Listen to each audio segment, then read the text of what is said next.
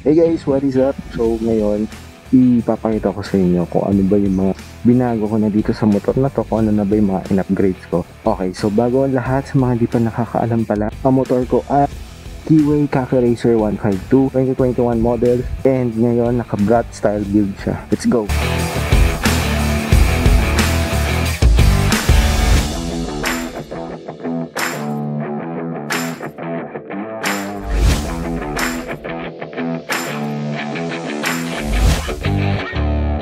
So unang-una, ang binago ko dito ay yung gulong. So kung mapapansin nyo, naka-Swallow Classic tires tayo. Okay, ang size ng likod ay 4.5 by 17 na rims. Then ang harap naman ay 4.0 by 17 din. Tapos yung stock ko na rims guys sa likod is nilipat ko na siya sa harap. Tapos binenta ko yung stock rims sa harap.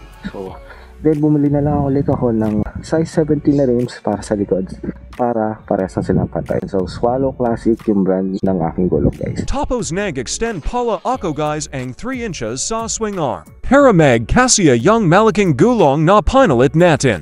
The next kong pinapalitan dito is yung aking headlight.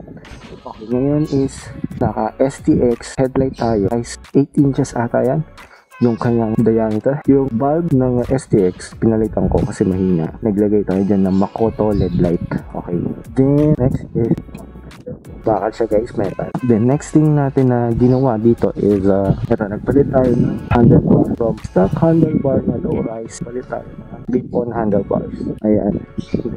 Diamond pattern tayo na handle grip. Di siya nakakangalay guys. Side mirror, naka bar end na nakapreso sa baba. Malaki siya guys. Hindi ko alam kung anong saktong size niya, pero mas malaki siya compared sa mga common sa mga marketplace. Next thing natin na pinagawa is yung ating seat frame. Nagpaputol tayo at nagpalagay na rin ng U-bend. Inayo na lang natin sa ating bibiling or ipapalit na seat. So ang seat ko pala ay pattern siya na parang longganisa. So yun yung tawag nila doon. Ano na rin to guys, waterproof. Pumunta ako sa mga nag-upholstery para ipa-customize yung seat ko para maging waterproof siya. So ang ginawa nila doon is naglagay sila ng plastic. Gawin nyo na lang din yun guys para sa mga nababasa ang upuan din. Then sa fender, naglagay lang tayo dito para sa lagay ng ating plate number. Kaya sa mga nagtatanong dyan kung may talsik pa, may talsik yan guys. Ayun lang, peace pogi talaga. Then next thing na pinalit natin is yung ating pipe. Nagpalit tayo ng bottle pipe. Hindi ko alam kung anong version to eh, pero ito yung pinakamalaki guys sa bottle pipe. Hindi ko alam kung pinakamalaki, pero doon sa pinagbilan ko, siya yung pinakamalaki. So bottle pipe na pili ko para hindi ganun kaingay, hindi ganun takaw pansinin, unlike sa bullet pipe. Tapos nagpalagay lang nila ng thermal wrap. The next is mga bullet signal light. Yan, bullet signal lights. Pati sa harapan. Ayan, bullet signal lights. Then ito na ang last is nagpalagay lang tayo ng wheel up. Size 20 siya sa Shopee. So I think that's all guys so far.